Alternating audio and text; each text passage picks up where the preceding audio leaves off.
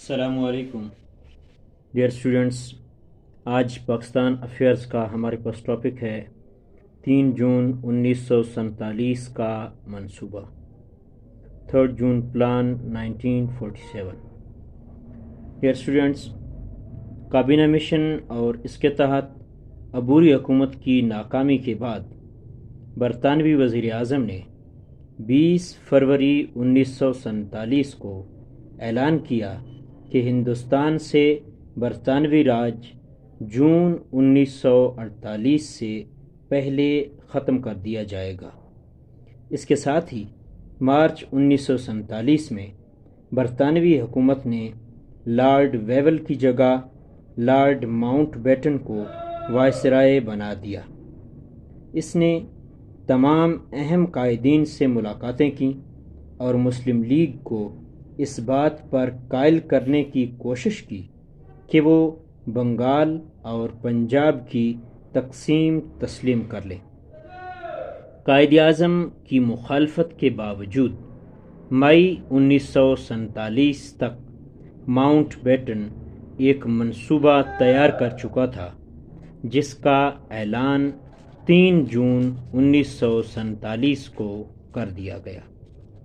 اس منصوبے کے چند اہم نکات یہ ہیں، جس میں سب سے پہلی بات یہ تھی کہ پنجاب اور بنگال کی اسمبلیوں کو غیر مسلم اور مسلم اراکین کے اجلاس الگ الگ ہوں گے۔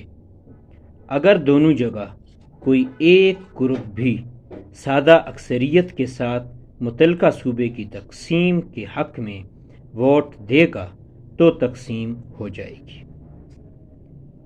نمبر 2، صوبہ سندھ کی اسمبلی کثرت رائے سے پاکستان یا بھارت میں شمولیت کا فیصلہ کرے گی۔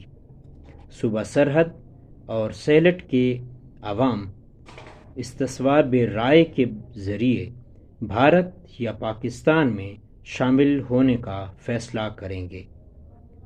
چونکہ اس زمانے میں برٹش بلوچستان کو مکمل صوبے کا درجہ حاصل نہ تھا، لہٰذا تجویز تھی کہ اس کے بھارت یا پاکستان سے الحاق کا فیصلہ کوئٹہ میونسپل کمیٹی اور شاہی جرگہ کے عمائدین مل کر کریں گے۔ برٹش بلوچستان کوئٹہ، ژوب، پشین، چمن، لورالائی، سیبی، ہرنائی اور بولان کے علاقوں پر مشتمل تھا۔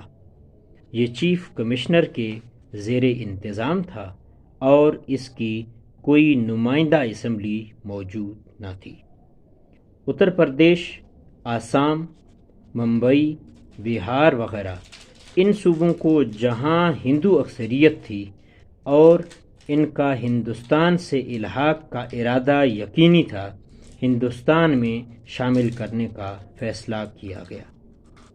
برصغیر میں سینکڑوں ایسی ریاستیں بھی شامل تھیں جن کو خارجی تعلقات کی آزادی تو نہ تھی مگر اندرونی انتظام چلانے میں خود مختار تھیں۔ ان ریاستوں کے حکمران نواب یا راجا کا لقب رکھتے تھے۔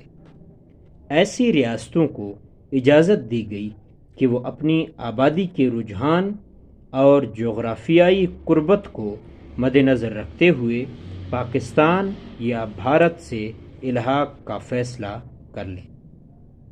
اس منصوبے کے اعلان کے بعد ماؤنٹ بیٹن نے واضح کیا کہ برطانوی حکومت 15 اگست 1947 کو ہندوستان کا اقتدار چھوڑ دے گی۔ Thanks for watching my video.